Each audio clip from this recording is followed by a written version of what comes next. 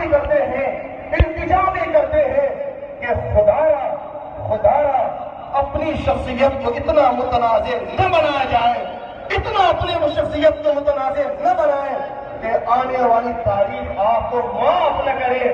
میں دعوت خطاب دے رہا ہوں.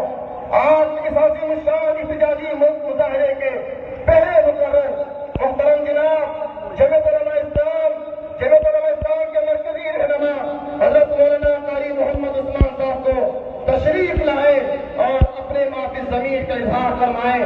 تشریف لاتے ہیں محترم جناب قاری محمد عثمان صاحب.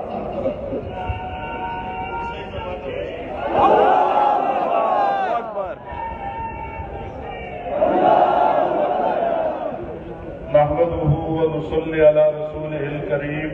اما بعد, میرے انتہائی واجب الاحترام طارق روڈ کے غیور مسلمان بھائیوں, یہاں کی تاجر برادری,